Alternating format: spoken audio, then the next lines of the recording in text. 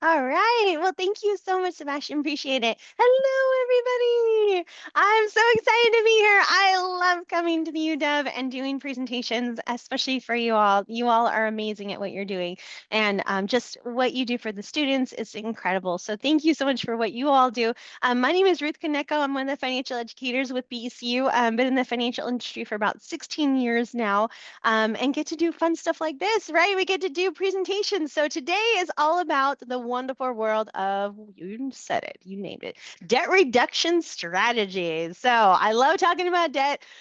I know I'm strange, but it's one of the most fun things to talk about, I think, because there's so many facets to it, right? There's so many ways of getting out of debt, or so many ways of learning, hey, I got into debt maybe when I was younger, or I got into debt using too much credit. Like, how do I kind of claw my way out? And I love this presentation because I was there, right? And it's knee deep into debt, trying to get myself out. And it was a struggle, right? So we kind of want to talk about and go into some strategies that we've heard about, that we know about. Love to hear your thoughts as well, but let's go ahead and dive right in. Like Sebastian was saying, if you have any questions, put them in the chat and hopefully we'll get to those throughout the presentation. Because what we're talking about today, especially with ways to get out of debt, is really why do we want to do this? Because debt affects us all in the same way, all in different ways, actually, but kind of in the same way too. Because we all have that, if we have debt, usually we have that something overhanging or something looming over top of us, like, I want to get out of this someday. I don't want to have to be paying on this for the rest of my life, right? Um, Things that come with the effects of debt are things like stress, right? What are the number one things you think of when you hear the word debt? I can guarantee you it's going to be things like stress and just no hope of getting out of this, right? So we want to flip that kind of on its head and be like, okay, how can we choose a strategy and think about getting out of debt meaningfully and really put some thought behind this to get ourselves out of debt quicker? So we're going to be talking about what kind of debt path strategies are out there, how to stop creating new debt, and then ideas for increasing income as well, because it kind of goes hand in hand about getting out of debt and getting out of debt faster. So one of the things I want you to think about too is knowing your why. Why do you want to get out of debt? Is it just because you're tired of paying these bills that you don't want to have anymore? Maybe you want to take a vacation, you want to pay off your debts so you can take a vacation sometime in the future. Raise your hand if you want to take a vacation, right? You need a vacation. Everybody needs a vacation. I love how everybody's hands went up. I love that. Maybe you want to go back to school. Maybe you want to put your kids through school and you need to get out of debt to be able to put more money towards that, right? Maybe you want to buy a house someday or make a large purchase, and that this debt over here is a hindrance to you, and you want to be able to get your debt to a more manageable level, right? So, what I want you to do is tell me your why. What is your why? Why did you come here today to talk about debt? What is your why of wanting to get out of debt more faster, right? Tell me what it is and tell me in the chat. And like I was saying before, debt is very subjective in terms of the amount that you have. I have friends that have $500 in debt and freaking out every moment of the day. They're like, I have $500 in debt. I can't get over this. I need to get this off my books, right? I have other friends who are $15,000 in credit card debt, and they're like, yeah, it's okay. I can handle it, right? To me, I'd be freaking out. But it just depends. Everybody is absolutely different. But I love the whys that I'm seeing in the chat. I'm seeing financial stability, being comfortable in retirement. Yes. Future plan, future family. Yes. Absolutely retiring in 4 years. I love these. Thank you so much for putting these in there. Keep putting them in there. It really does make a difference when you write it down, because you see it and you're like, oh, this is what I'm working towards, right? The one start, wait, I'm gonna go back there. Intentional investing. Yes. I will talk to you about that later. It's a very fascinating topic. Um, yes. So question. So we are talking about debt reduction strategies. Yes, I want to make sure we're right. Sebastian, correct. We want to make sure one person was a little confused about the topic of the class. If you want to make sure this is debt reduction strategies is the topic today. Saving money for wedding. Yes. Possibly going to grad school. Thank you so much for putting those in there. Absolutely. So we all have a why of why we want to get out of debt. So let's kind of look at how do we reduce our debt? And that's the biggest thing. One of the number one goals, or the number one goals for adults, is to definitely get out of debt, right? And that is one of the things we want to think about doing. So how do we reduce that debt? Two schools of thought absolutely is we got to pay off the debt that we have, and then we got to stop incurring new debt. I know that's a very simple way of saying that. Well, yeah, you got to stop, creating new debt if we're going to pay it off. Unfortunately, one of the things I find more often than not is that we have the best of intentions when we're trying to get out of debt. But then unfortunately, what happens is that a lot of times when people get out of debt and they use the strategies that they want to choose, and then they get out of debt, they go right back into the same debt that they had before, mainly because the behaviors haven't changed around how they got into those debt. What they say is money management is 20% behavior. I'm sorry, 20% knowledge and 80% behavior, right? So you could come to all the classes you want to, all the webinars you want to about how to get out of debt faster, but if you don't change the behaviors around how you got out of debt in the first place, it's not going to really make a big difference, right? So let's kind of talk about that. So one of the things that we find is that with debt, it's very easy to say, well, someday I want to get out of debt. This, and you put your why in there. This is why I want to get out of debt. But how can we think about this strategically, right? Instead of saying someday I'm going to do it, how much money are we going to put towards this?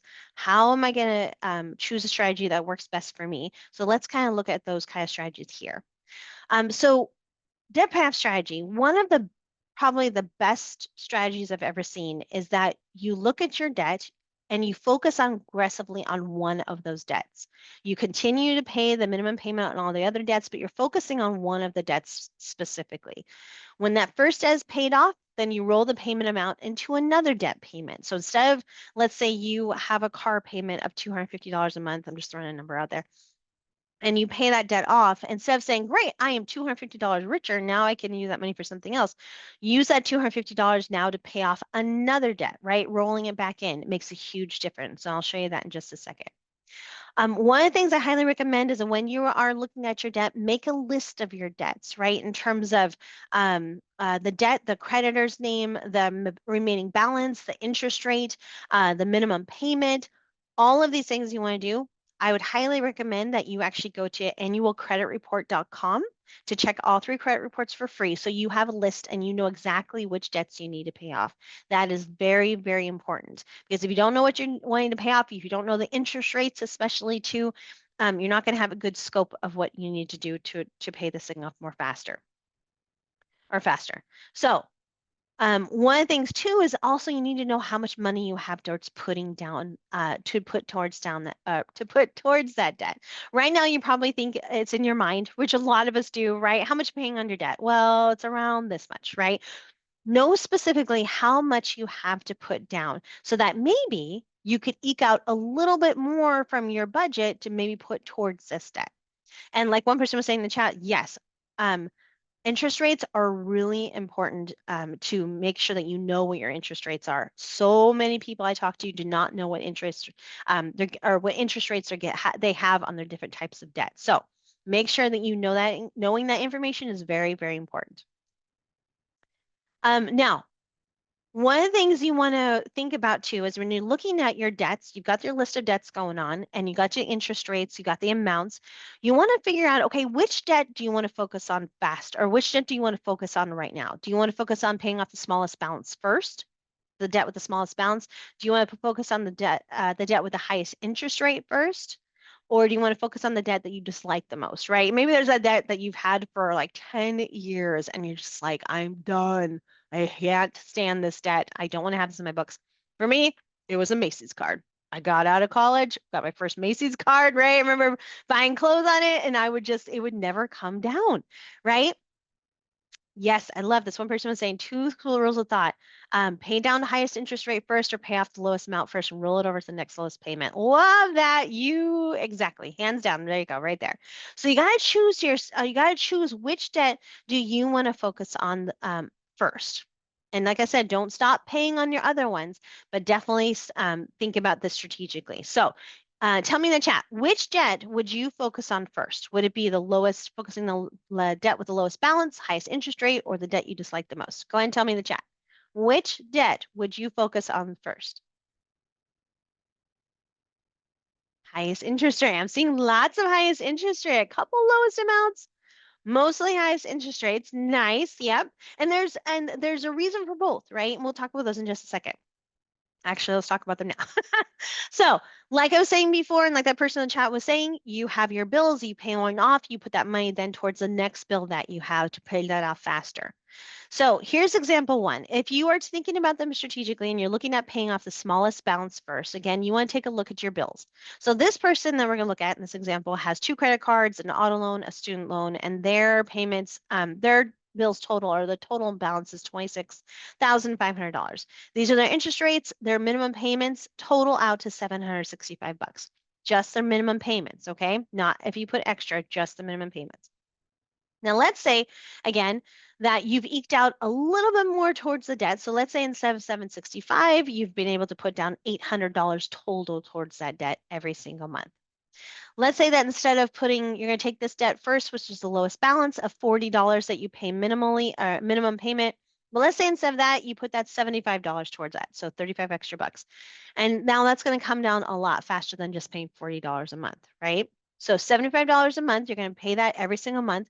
Once that's paid in full, you're going to take that extra $75. So now you're going to pay $225 towards that next debt right there. And then you're going to keep going and pay that one off until they're all paid in full.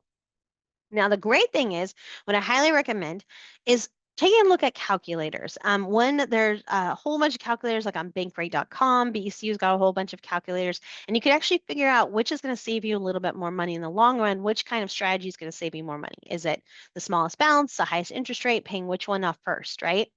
Because you're going to look at things like this. So let's say that you're going to pay $800 a month on your debt. So you're basically going to be paying with this strategy, rolling the debt over, the debt payment over. You're going to be paying a total of $30,700. So you're going to be paying about about $4,000 more when you're paying this using this strategy.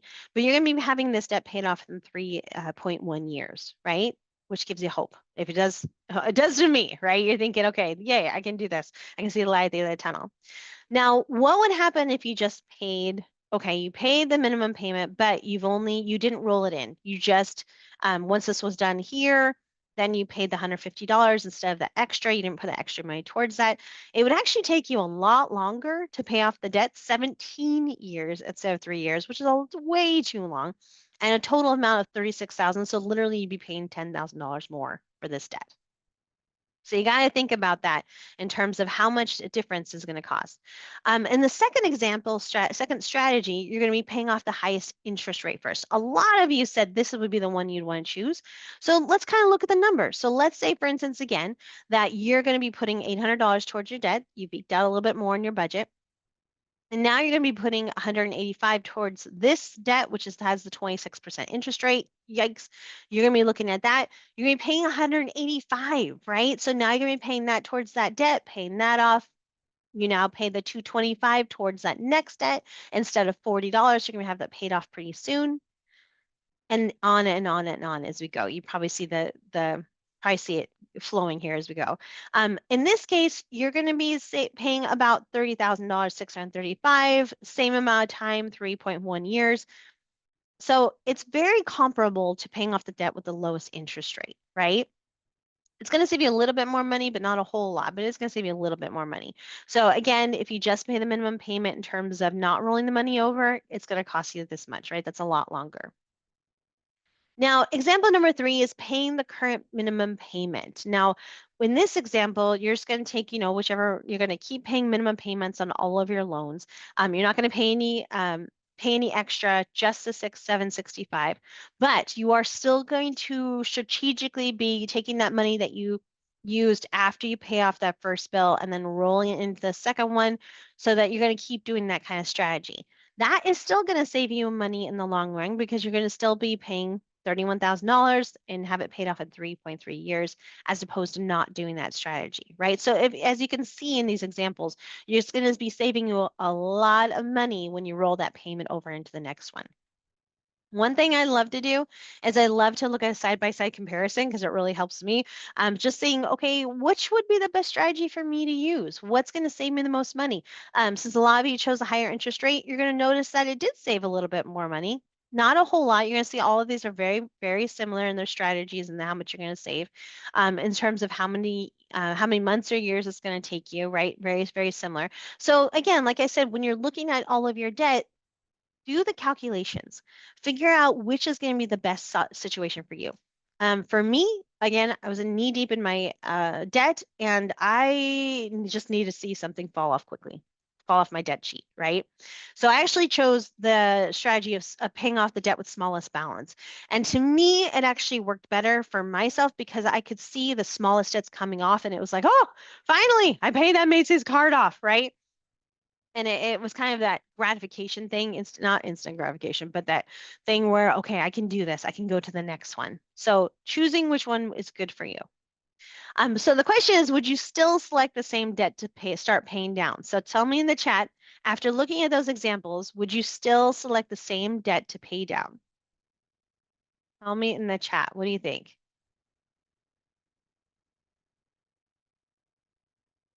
Nice. Okay, so mostly everybody's like, yeah, I'd probably still do the same one. And that's good, right? You got to choose again which one is the best strategy for you. Now, like I was saying before, there's a lot of calculators to help you figure out which strategy is going to be the best option for you. There's a lot of strategies out there. A lot of financial institutions nowadays have like budgeting apps that you can use. I know the BCU has one. We have this one. What's called BCU Money Manager. If you're a BCU member, you have this in your online banking already in your app. It'll actually show you, this one has different tabs up here, and it'll actually show you, it has a debts tab where you can see, okay, if I do this strategy, I'll click this button. If it has this, if I try this strategy, this is how much it's going to save me. If I choose the highest interest rate, this is how much it's going to save me. So it's kind of cool if you have that function of this app, use it. It's really, really helpful. If you're not a BCU member, check with your financial institution, see what kind of budgeting apps they have, and see if they have this avail or an idea they can give you too, or like a debts tab, something that they may have as well. So check that out as well. So once you're looking at your debt, you've got your strategy, then you got to think to yourself, okay, I am on my road to paying this debt off. And honestly, some of the times we have to get, hard on ourselves in terms of what can I do that is going to help me pay off the debt faster? Where can I eke money out of my budget or maybe cut back on things or increasing my income to be able to pay this thing off faster? But one of the things too is stop creating new debt. Again, super easy to think about. But one of the things I want you to think about is, okay, when you are here, you have your debts that you're paying off. Here you have maybe your laptop just went kaput, right? It went kaput. You need to get another laptop. You don't have enough money in savings, so you're going to have to use a credit card for this. Instead of saying, of course, don't buy that computer. Don't buy it. Of course you need it. You need it for work. You need it for school. You need it for certain situations, right? You need it for life. But putting a plan around it, that is the biggest thing you want to think about in terms of, okay, how much is this debt actually going to cost me in the long run? If this computer is going to cost me $2,500 and my interest rate that I'm going to get is 24% on this laptop, and this minimum payment is going to cost me $100, how long is it going to take me to pay this thing off if I only make the minimum payments? If you only make the minimum payment, it's going to take you about 3 years to pay this computer off, right? But that's not the only question you want to ask. Next question is, how much is going to cost me in interest if I just follow this rule right here? If I don't put any extra money towards it or anything like that, it's going to cost a total of $3,500, right? Just going through the math here. So $3,500, that's like going to Best Buy and you're walking around looking at these beautiful laptops, and this Best Buy salesperson comes around and says, hey, would you like to buy this laptop? And you're like, yeah. And he says, great, we have a special for you today. I'm going to sell you this $2,500 laptop for $3,500. And you're like, wait, what? That's not, that's ridiculous. Nobody would ever take that deal. But here's the thing, we do it all the time. That is the most interesting. That is one of the things that we do, unfortunately, is we do this all the time. We pay way more than we actually should for items because we put it on credit and we don't think about how much it's actually going to cost. So we pay it off in this much amount of time versus this much amount of time. So another thing you want to think of also is, what is the source of your debt? How did we get into debt, right? And I had to take a big, long look at myself when I was looking at my debt and thinking, okay, I'm kind of a spender. I'm not going to lie. Where are my spenders in this room? Raise your hand if you're a spender. We usually have spenders and savers, right? And sometimes we're both, right? You spend and save. But know ourselves. We know we're spenders, right? Come on. If somebody gives you $100, what you gonna do with it? You're gonna go out and spend it, get yourself some coffee, right? Um, yeah, and that's okay. Everybody has a different way of looking at money. It's just how you plan around that money, right? So how are we doing things like overspending? Are we looking at are not looking at our budget and thinking, oh, well, I want to, spend some, I want to buy something here, but I don't even look at my budget. I'm just going to buy it anyways. Do we come back to spending with a budget? Are we like shopaholics, right? For me, I'm like, if I need to, buy something to wear, I'm like, I'm just gonna buy it. I don't care, right? Sometimes that is not as a hindrance to me for sure, instead of planning for it. And I would never say, don't buy that cookie, don't buy that shirt. Just put a plan around it. That's the thing, is making a plan around your spending. Money management is all about making that plan. One of the things too is looking at your spending is can you afford the lifestyle that you have right now with your auto loans, the rent, mortgage? Is it too expensive, right? Looking at things like that. Do I use credit card to pay for luxuries instead of saving up for them? That's one of the biggest things we do, unfortunately, is putting things like vacations on credit cards. We see it all the time. We want to go on this vacation, and instead of saving up for it, a $5,000 vacation, we think, oh, I'll just put it on a credit card. But what happens when we put vacations on credit cards? Tell me in the chat, because I know you all know this. What happens if we put things on our credit card when we go on vacation versus saving up for it? If we save up for a vacation, are we going to be a little more tight with our money? Or are we gonna, right? What usually happens is we're like, oh, it happened to me. I went on vacation, took my credit card instead, and I wound up paying, I think it was $5,000 instead of the $2,000 I had planned for a small road trip, right? Interest accrues, absolutely. So somebody was just talking about interest. And that is the big kicker here. Tropical Getaways, $5,000. You have a great time. You charge to a credit card with 24% interest. Your minimum payment's $150. How much is that going to actually cost, right? You go have a wonderful time on vacation, you got the tan lines to prove it, you come back, and you're like, okay, now I got to start paying on this thing. These are the numbers you want to look at when you're looking at your debt. How long is it going to take you? It's going to take you 4.67 years to pay off that cost, right? $8,000 is what it's going to cost with 5,000 plus that interest amount. That's crazy. That's almost 2 vacations. Basically, you could have saved yourself $3,000 by saving up for that vacation and basically in it for another trip right there, right? Again, we do it all the time. Another thing we don't save up for, we just tend to use our credit cards for, is for emergencies. One of the things I highly recommend is when you're thinking about your debt versus your emergency or savings, I would always say put money into savings. One of the biggest questions we get is, well, I've got so much debt. Should I stop putting money into my savings account, my emergency savings account, and just focus on my debt? Hands down, I would always say no. If you want to lighten the amount of money you put in savings, fine, but continue to put money into savings, because what happens if you paid off your debts? You're free and clear, you're great. And then inevitably, of course, something's going to happen. Your child breaks their leg, your water heater goes out. Oh, always. Something's going to happen. And if you don't have the money in your savings, of course, we're going to put it on our emergency credit cards, and then we have to pay that off again, right? We just paid them off. We just have found some freedom. Now we have to go right back to it. So I would always say continue to put money in your savings account, especially for emergencies.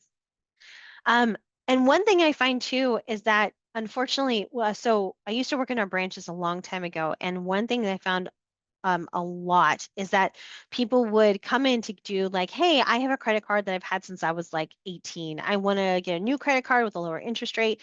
And they apply to get a new one. And they're like, okay, I have an old card with a $10,000 or $5,000 balance. Now I got a new card. Yay, I got a new card with a $5,000 balance. My interest rate's like 7%. Great, wonderful.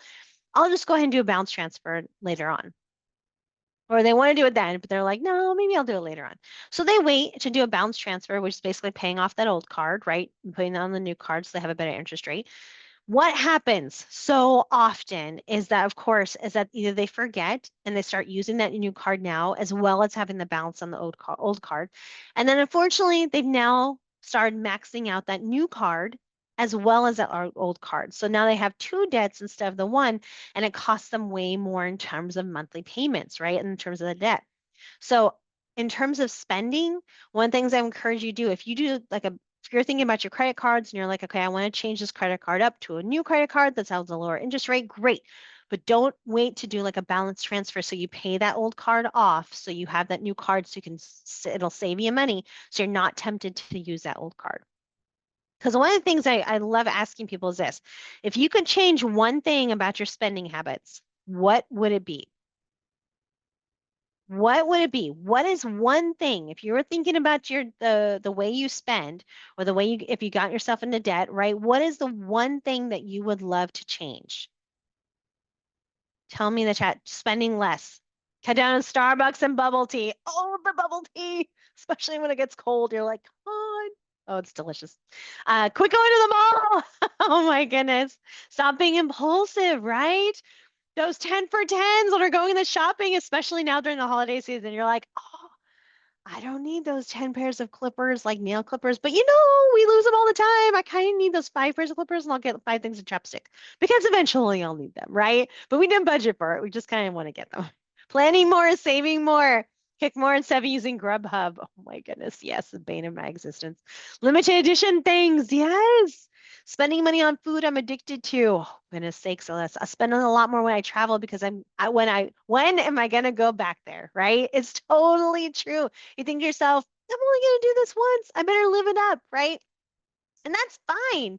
But we don't, but putting a plan around it, that's when we got to think, okay, when do I need to have some self-control here, right? Exactly. Totally hear ya. Totally hear ya. Reducing food waste by going to the grocery store more frequently, but buying less each trip. I love that. My in-laws, my husband's Japanese, and my husband's he's from Japan, and my in-laws are there.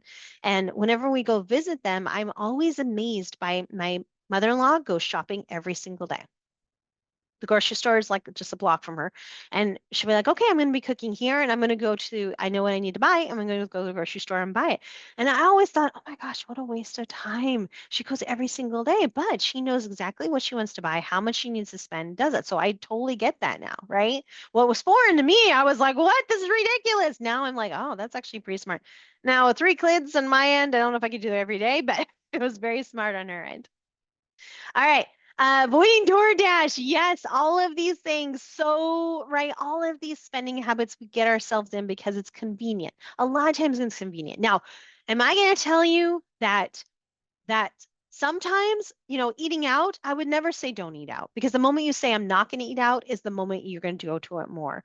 I would never say that $5 that you buy, that $5 on DoorDash that you're going to buy for like $25 with like tips and fees is worth it.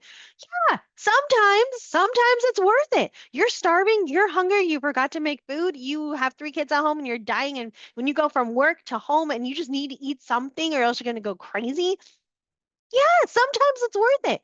So I would never say don't do it. What I would say again is just putting a plan around it, going back to your budget. Do you need to put more money into that DoorDash fund that you have? Not gonna lie, I have one. DoorDash fund that you're putting more in. You're like, okay, I put some money in there so I can do this twice a month, right? So I can be like nice to myself and be like, I'm not gonna cook tonight. So thank you for putting those in there. Raw, honest answers are always good because it makes us think, okay, where do I actually spend my money? Where's most of my money going towards? One of the things I actually recommend, I think I've told this to another group we talked to as well, is doing something called a 30-day spending journal. And this is very helpful because for 30 days, write down every single thing that you purchased. If it's DoorDash, if it's a can of pop, bag of chips, whatever it is, write it down. For 30 days, you're going to go through those expenses after 30 days. And you're like, oh, that's how much I spend on DoorDash because that's how much I spend on bubble tea. That's how much I spend on this because right now we just kind of assume we know. We just kind of think about, I kind of spend this much, but that's going to give you a lot of clarity. And that's going to be like, okay, maybe I don't need to spend, maybe I don't need to buy DoorDash 6 times a month. Maybe I can put 2 of those purchases towards my debt. So I can put $50 towards the debt that I have, knocking that out every single month, right? Especially when we're talking about debt, you got to, sometimes it's hard, but getting hard on herself. I know this one lady, when she was trying to get out of debt, she actually literally cut up all of her credit cards and she put them on the bottom of her kitty litter. So she couldn't get to them. I don't know why you'd want to get to them anyways, but she cut them up. She put them on the bottom of her kitty litter and she said, once I get them down to a more manageable level on my credit cards, I can always reorder that card, right? Some people I know freeze their cards, literally put them in ice. But here's another thought. there's usually two schools of thought when you're thinking about getting out of debt. One again is decreasing your decreasing your spending or increasing your income. Now, if you can increase your income to knock more money out of towards or knock more of that debt out, that's great. Maybe you could find a part-time job, freelancing opportunities. You could drive for DoorDash. You could do that on the weekends, right? You could utilize unexpected income, getting that tax return, whatever it is, putting that towards the debt. Really being aggressive about it. Now, maybe you're like me and there's a way I could get a part-time job, an additional job. I got three little ones, full-time job, things like that. It's really hard. You can't do it, right? So another school of thought is decreasing your spending. And most people find that that's usually the route they're going to take because it seems to be a little bit easier and it's a little bit doable for them, right? So one of the things I want to ask you before we talk about decreasing your spending is what are some other ways you might increase your income? Are there other ways that where you can think, I can make a little bit more money here so that I can put that towards my debt, knocking out the debt? What are some ways that you can do that? Oh, CDs. I like that. Yeah, absolutely. You could, open up a CD. You can get the interest you make off of that. You can put towards your debt, depending on the interest rate you get on your CDs and money market, things like that. Yeah, absolutely. That's a great idea. Yeah, high yield savings accounts, putting the interest you get from that into there. Totally. Absolutely. These are great ideas. I love that. Um, freelancing opportunities, how you get those, again, like driving for DoorDash. You could drive for Uber Eats, you could drive for Grubhub, being like the driver, dropping things off, money, making some money that way. I knew a couple where they were trying to update their kitchen. They wanted to remodel their kitchen. And they were like, but we don't want to go into debt over this. So what they did is they figured out how long they were like, we're going to drive for DoorDash as a couple. And like one of them was going to drive, the other one's going to drop them the food off. And they had three little ones, took them to grandma's house. And what they did is that she said that they figured out, okay, the countertops is going to cost this much. How much DoorDash do we need to drive to be able to afford this job, right? To be able to afford these countertops. And so they did that and they took a little break and then they figured out like the cabinets and they figured out how much they got to make for that one. And then so on, right? Yeah, exactly. One person's saying they work three jobs, they can't do it anymore, right? And again, you got to know yourself. How can you make more money without going crazy, right? That's the big thing for sure. Um, Now, decreasing your spending. If you can't increase your income, which is really hard to do sometimes if you just have no time left, how can you decrease your spending? Decreasing your spending, maybe things like, and this might hurt. I know everybody, it's going to hurt a lot, but what happens if you delink your like debit card or credit card from online merchants? Oh, I know. It's hurt. It hurt. It's hard. It's like one of those where you're thinking, there's this wonderful merchant we all know and love that if we need a can of sweetened condensed milk, sorry, I'm doing a lot of baking right now, and we're like, oh, I need that right now. Can I get that in like an hour? Yes, we all know and love Amazon, right? And we're like, ooh. Now, I know myself just well enough that if I delink my debit card from Amazon, I probably can do a lot less shopping with them. Meaning, if I'm sitting on the couch all cozy and I'm like, oh, it's getting kind of cold in here, I need a blanket. I need a warm plush blanket. And I'm looking through the list. I'm like, oh, there it is. Click. I need to put that in my queue. And then I'm going to check out. Oh, man, I forgot. I delinked my debit card for my account, right? I'm just lazy enough that I know that I'm not going to walk over to my purse that's hanging on the door and get my debit card out, put the 16 digits in, and press, check out. There's no way I'm going to do that. I'm going to be like, I got blankets. I'm fine. I don't need any more. So making it hard on ourselves, that's one of the biggest things to do when we're thinking about how can we knock this debt out faster and sooner. Okay. So I know we're running up on time. So here's a couple of key takeaways to take with you. Just some things that we have learned along the way. Key takeaways. Tracking your spending. This is one of the number one things I would say if you are thinking about getting out of debt strategically. Look at your spending. Like I said, the 30-day spending journal. Take a look at that. Figure out where your spending is going, where your money is, knowing exactly where it's going, so that you can be like, hey, this is how much I want to put towards my debt. This is something I need to cut back on so I can't afford to knock this out faster. Another one is creating a practical spending plan and adjusting it when needed. Again, looking at your budget, looking at all of the categories, all your expenses, and looking at making a spending plan for yourself and really sticking to it. There's a lot. We teach a budgeting class as well. We did this a little bit ago for you, Deb, but we have these on our website too. A lot of different webinars you can attend about budgeting. And it's very helpful because when you're thinking about your debt, you can't really think about your debt without thinking about your budget because your debt, since one of your goals is to get out of debt and get out of debt faster, how can you set yourself up with success with your budget so it does factor into this and help you in this equation? Another key takeaway is focus on one debt at a time. Again, choosing kind of your debt payoff strategy, what you want to focus on first. And then when you pay off the debt, roll that payment into another debt and apply any extra income to those debts that you do have. That is one of the biggest things to remember to do and not just thinking of it as free money. I totally did this when I got my first car. I remember got my first, it was like $250 payment. And I remember I finally paid that car off. I still had some credit card debt, but I was like, oh, I'm $250 richer. I can now spend it on something I want to, right? Took me years to get out of debt because I didn't use that method. All right. Let me know if you have any questions. I know we're going a little fast because of time. Oh yeah, I like that. Dave Ramsey's got a great program for budgeting. Absolutely. I love that. In debt. Absolutely check his program out. It's great. Another one is oh shoot, sorry, I am lacking on where I was gonna say. But yes, Dave Ramsey has got some great stuff. There's some great resources out there. Here's a couple more resources for you as well. BECU, of course, has the BECU Money Manager app, the budgeting app. Check your financial institutions, see what kind of budgeting tool they have that you can use. Start there for sure. Another one is we actually partnered with a group called Green Path. If you are a BECU member, it's actually free for you to use their service.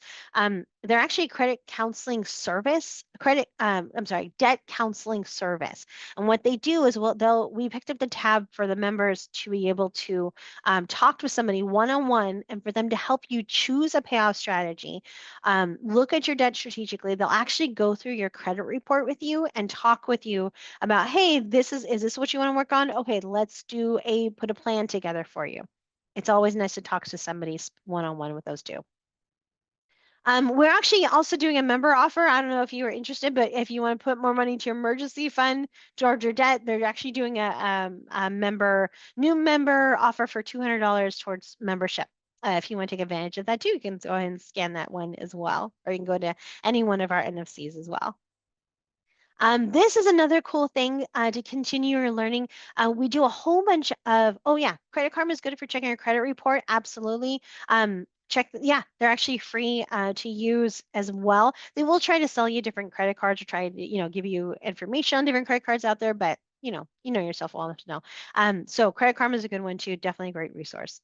Continuing your learning, VCU started this YouTube channels, and we have a plethora of bite-sized financial education, and they're like 3-minute videos, great information all about things like debt and the minimum payment trap, right?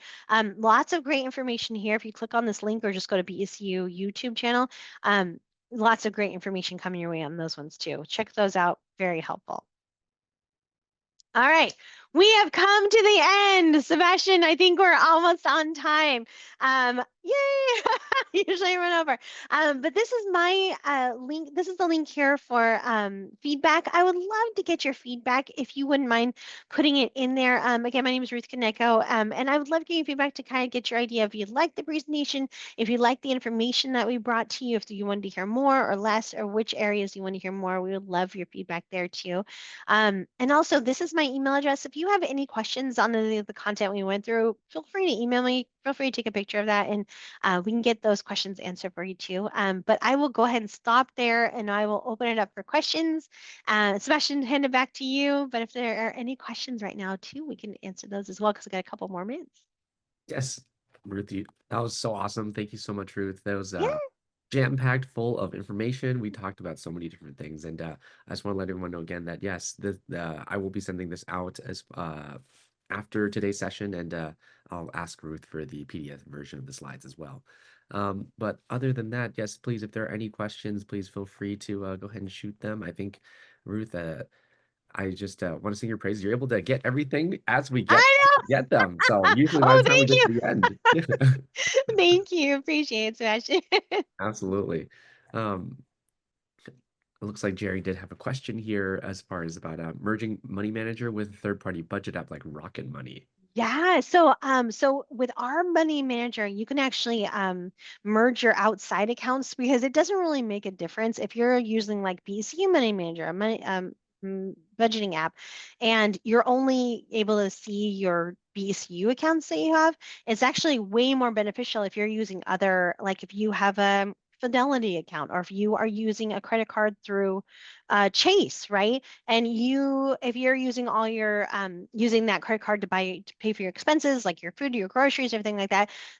If you don't have that information in your budgeting app, it's not going to make a difference, right? You're not going to see that tool that you're using. So yeah, you can actually bring in that information into your BSU Money Manager app for sure. You can merge them, which is nice. So you'll be able to see all of your outside accounts. Yeah, Yeah, good question. bird's eye view. Yeah, for sure. Amazing. I will also just go ahead and just stop the recording ahead of time.